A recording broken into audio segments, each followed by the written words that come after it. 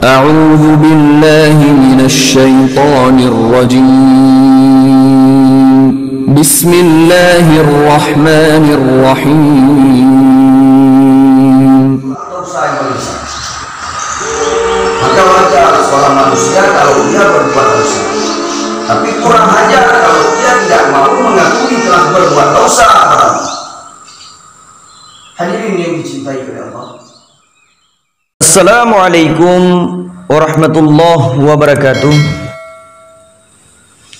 Alhamdulillah, Allahumma salli ala sayyidina Muhammad. Sahabatku pecinta purnama dakwah yang dicintai oleh Allah, manusia tidak terlepas daripada kata-kata berdosa kepada Allah. Setiap manusia melakukan dosa terhadap Allah. Akan tetapi wajar seorang manusia berdosa dan berbuat salah kepada Allah karena dia adalah hamba yang dhaif. Yang tidak wajar dikala seorang manusia berbuat dosa kepada Allah tapi ia tidak melakukan dan tidak mengakui bahwa ia melakukan dosa kepada Allah. Yang tidak wajarnya lagi dikala ia telah berbuat dosa tidak mau meminta ampun kepada Allah di atas sebuah kesalahan yang telah ia lakukan. Itu yang tidak wajar. Maka dosa yang paling besar bukan hanya berzina, mencuri dan mabuk-mabukan, akan tetapi dikala seorang manusia telah berbuat dosa ia tidak mau mengakui kepada Allah bahwa ia telah melakukan dosa. Itulah dosa yang paling besar. Maka wajar seorang manusia kalau ia berbuat dosa, tapi kurang ajar kalau ia tidak mau mengakui telah berbuat dosa kepada Allah. Hadirin yang dicintai oleh Allah, Rasul pernah berkata,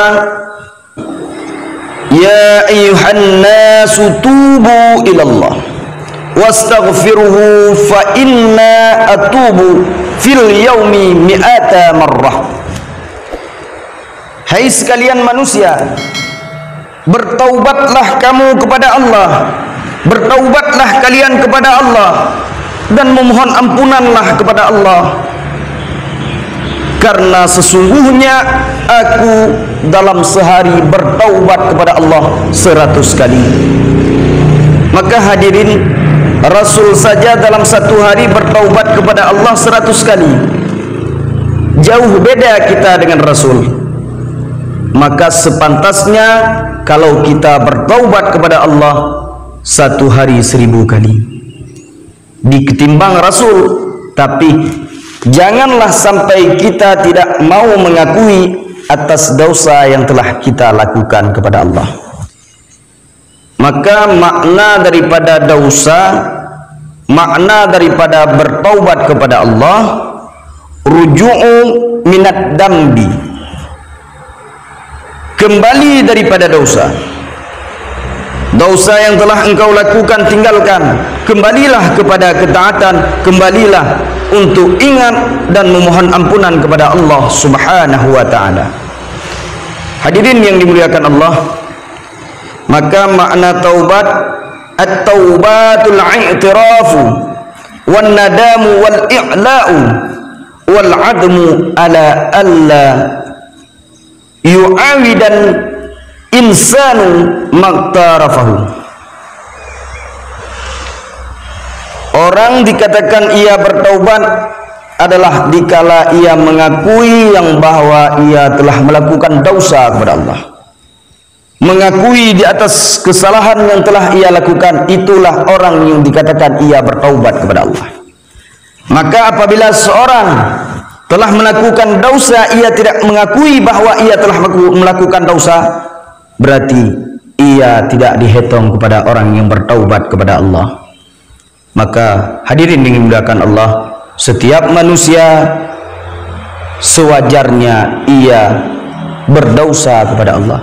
Akan tetapi yang tidak wajar dikala ia berbuat dosa namun ia tidak mengakui daripada kesalahannya. dan dikala ia berbuat dosa ia tidak memohon ampun kepada Allah Subhanahu wa taala. Hadirin yang dimuliakan Allah, marilah kita bersama-sama untuk mengingat dan memohon ampunan kepada Allah Subhanahu wa taala. Assalamualaikum warahmatullahi wabarakatuh.